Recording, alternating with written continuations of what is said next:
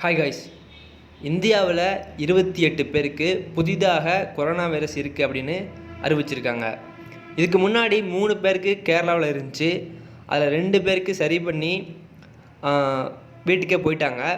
But 28 பேருக்கு புதுசாக எப்படி திடீர்னு வந்துச்சு அப்படின்னு பார்த்தோம்னா, வேறு நாடுகளிலிருந்து, அதாவது துபாயிலேருந்து, இட்டாலியிலேருந்து புதிதாக வந்த மக்கள்கிட்ட, அதாவது செக் பண்ணி தான் அனுப்பியிருக்காங்க அவங்கள. பட் இருந்தாலும் இங்கே வந்ததுக்கப்புறம் கொரோனா வைரஸ் எப்படி வந்துச்சு அப்படின்னு தெரில. அவங்க மூலியமாக 28 பேருக்கு இப்போ புதிதாக இந்தியாவில் வந்து பரவியிருக்கு. பட் சைனாவில் கொரோனா வைரஸ் பாதிப்பு இருந்த 100ல் 75% மக்களுக்கு சரியாயிருச்சு அப்படின்னு அந்த சைனா வந்து அறிவிச்சிருக்காங்க.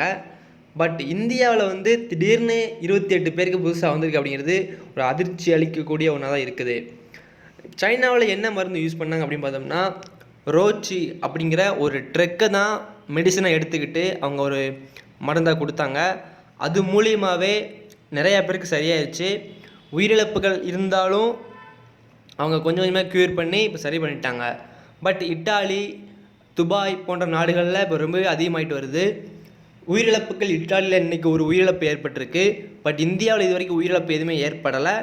ஏற்படாமல் இருக்கிறது தான் நமக்கு நல்லது. ஏற்படாது அப்படிங்கிறது ஒரு பெரிய நம்பிக்கையாக இருக்குது நம்மகிட்ட. முதல் முறையாக கொரோனா வைரஸ் எப்போ பரவுச்சு அப்படின்னு பார்த்தோம்னா 1960 இந்த கொரோனா வைரஸ் வந்து அறிகுறி இருந்துச்சு. அதாவது கோழி சிக்கனில் இருந்து தான் ஃபஸ்ட் டைம் இது பரவுச்சு.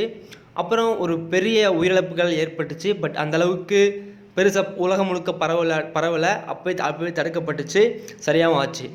பட் அப்படியே இருந்த கொரோனா வைரஸ் திடீர்னு 31 டிசம்பர் 2019 திரும்பவும் உருவெடுத்துச்சு.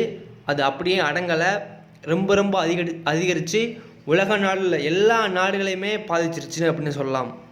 இப்போது இந்தியாவில் 28 பேருக்கு வந்திருக்கு இல்லையா, அது எப்படி சரி பண்ணுறது அப்படின்னு பார்த்தோம்னா, ரோச்சி அப்படிங்கிற ஒரு மெடிசனை தான் இந்தியா வந்து சைனாட்டிருந்து வாங்கியிருக்காங்க. போன வாரம் புதன்கிழமை வந்து ஆல்ரெடி இந்த ரோச்சி அப்படிங்கிற ஒரு ட்ரக்கை வந்து வாங்கி வச்சுட்டாங்க. இதை தான் ட்ரீட்மெண்ட் பண்ண போகிறோம் அப்படின்னு டெல்லியில் இருக்க அரசாங்கம் வந்து சொல்லியிருக்காங்க. பட் கேரளாவில் வந்து 2 பேருக்கு ஃபுல்லாகவே க்யூர் பண்ணியிருக்காங்க, சரி பண்ணியிருக்காங்க இல்லையா. அவங்க என்ன பண்ணாங்க அப்படின்னு பார்த்தோம்னா, அந்த நாட்டு மருத்துவத்தை தான் யூஸ் பண்ணி, நாட்டு மருந்து தான் யூஸ் பண்ணி அவங்க வந்து கொரோனா வைரஸ் வந்து தடுத்துருக்காங்க, சரியும் பண்ணியிருக்காங்க.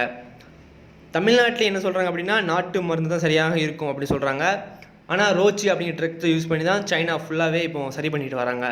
உலக நாடுகள் எல்லாமே இப்போ ரோச்சி அப்படிங்கிற ட்ரக்கை யூஸ் பண்ணி தான் சரி பண்ண ஆரம்பிச்சிருக்காங்க.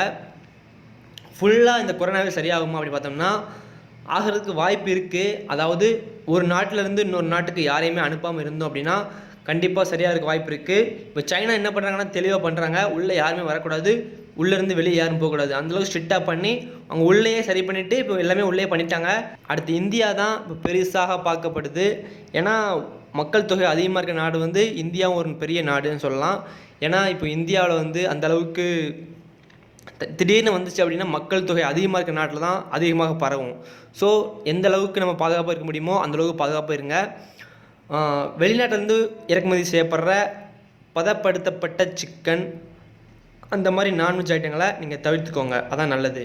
இதே போல் கொரோனா வைரஸ் அப்டேட் வந்து கிடச்ச கொடுத்துட்டே இருப்போம். வணக்கம், ஜெய்ஹிந்த், பாய்.